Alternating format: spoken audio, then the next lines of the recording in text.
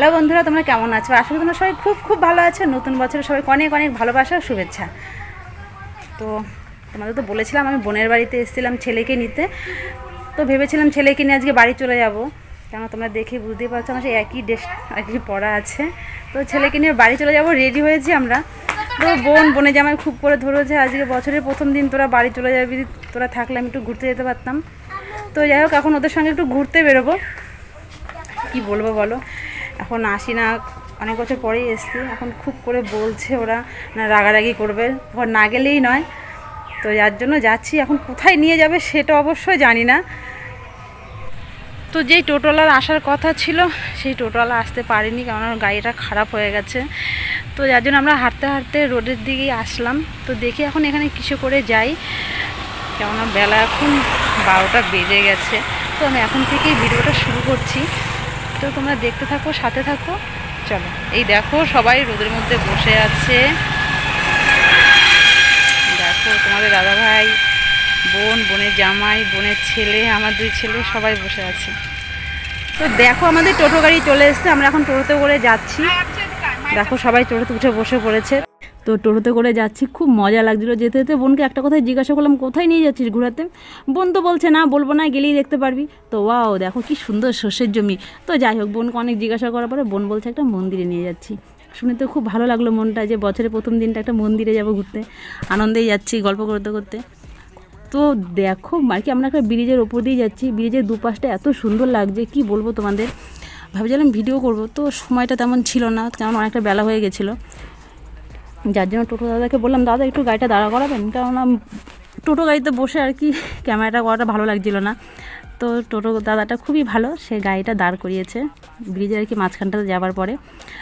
তো সেখানে আমরা সবাই মিলে নেমেছি। নেমে দেখো কত সুন্দর লাগছে দেখতে ব্রিজের ওপর থেকে। তো এই নদীটার নাম হচ্ছে চুনি নদী। তোমরা অনেকেই বলবে আমি কি করে জানলাম, যেহেতু আমি বলেছি আমি আসিনি।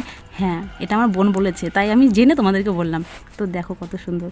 তো এখানে একটু সময় কাটানোর পরে চলে গেলাম আমরা সেই মন্দিরে, যে মন্দিরে আসার কথা ছিল। আমি এসে তো অবাক, আমি ভাবতেই পারিনি আজকে আর কি এত সুন্দর জায়গায় আসবো। তো রেডি হয়ে আসিনি, যার জন্য আমি পুজো দিতে পারিনি এখানে, কেননা বুঝতে পারিনি প্রথম এখানে আসবে। তো দেখতেই পাচ্ছ প্রচণ্ড ভিড় এখানে, নাকি আর কি সব সোমবারে ভিড় হয় না, আজকে 1 জানুয়ারি বলে ভিড়টা আর কি প্রচণ্ড হয়েছে। তো এখানে অনেক লোকজন। তো আমি প্রথমে পুরোটা একবার ঘুরে দেখে এসেছি। তো দেখো আগে মন্দিরটা তোমাদের একটু দেখিয়ে দিই, কেমন লাগছে বলো। তো আমি ভেতরে কি আছে তোমাদের সেটা দেখাবো, তার আগে চল আগে চারপাশে একটু ঘুরিয়ে দেখিয়ে নিই তোমাদের। তো দেখতেই পাচ্ছ এটা কিসের মন্দির জানি না, তোমরা কে কে এসে জানলে অবশ্যই কমেন্টে জানাবে, আমি পরে নামটা বলছি। তো দেখো এখানে সবাই পুজোর জন্য আর কি জিনিস রেডি করে রেখেছে, যারা যারা কি পুজো দেবার হয় এখান থেকে জিনিস নিয়ে দেয়। আর এখানে তো সবাই বুঝতেই পারছো সব বসে থাকে, যার যেটা মন চায় সে সেটা গরিবদেরকে সাহায্য করে। তো তারপরে চলে গেলাম, প্রচণ্ড খিদে পেয়েছিল। কচুরি দোকানে প্রথমে গেছিলাম, তো কচুরি শেষ হয়ে গেছে। বাচ্চাদেরকে কোনো রকম খাইয়েছি দুটো। তো আমরা 2 বোন মিলে দুটো ঝালমুড়ি নিয়ে হাতে বসে পড়লাম। তো দেখতেই পাচ্ছ আমরা কেমন গপ গপ করে খাচ্ছি, কেন খুব খিদে পেয়ে গেছিলো। তো দুপুর হয়ে গেছে, বুঝতেই পারছো খিদে পেয়ে গেছিলো। তো বাচ্চারা খুব বায়না করলো, পর ওদের হাতে দুটো আইসক্রিম দিয়ে দিলাম। কি বলবো, যেখানেই যাবে তোমরা তো প্রতি ভিডিওতেই আর কি প্রতি ভিডিওতেই দেখো আমাদের আর কি বাচ্চাদের হাতে আইসক্রিম দিতে, কারণ প্রচণ্ড বায়না করে। তারপরে দেখলাম পাশে একটা ফুচকার গাড়ি, জিভে জল চলে আসলো, কি বলবো তোমাদের। চলে গেলাম বাটি হাতে নিয়ে ফুচকার দোকানে লাইন দিয়ে দাঁড়িয়ে পড়লাম। তো দেখো সবাই কেমন ফুচকা খাচ্ছি, খেয়ে বদনাম করতে নেই, তবুও বলছি ফুচকাটা খুব টেস্টি ছিল না। তো কি করব, যেহেতু ফুচকা দেখে জল সামলাতে পারলাম না জিভের, তো যার জন্য দুটো ফুচকা হাতে নিয়ে খেয়েই নিলাম। তো দেখো সবাই মিলেই ফুচকা খাচ্ছি বসে বসে। তো ফুচকা খাবার পরে ভাবলাম এখন মন্দিরটা একটু ফাঁকা হয়েছে, কারণ এর আগে প্রচণ্ড ভিড় ছিল, যে আমি ক্যামেরা করে তোমাদের একটু দেখাবো সেটার উপায় ছিল না, যার জন্য আমি ক্যামেরাটা করতে পারিনি। তো এখন দেখি পুরো বিকেলই বলতে পারো, বিকেল হয়ে গেছে, ভিড়টা অনেক কমে গেছে। তো আমি পাশের গেট দিয়ে চুপি চুপি ঢুকে পড়লাম, এত ভিড় ছিল আগে ঢুকতে পারিনি। তো দেখো তবুও এখন একটু হালকা ভিড় আছে, এর মধ্যে একটু ঠেলাগুতো করে ঢুকে পড়লাম কোনো রকম, কারণ আমি যেহেতু দেখেছি তোমাদেরকে তো দেখাবোই। তো চলো দেখো কি চমক লুকিয়ে আছে।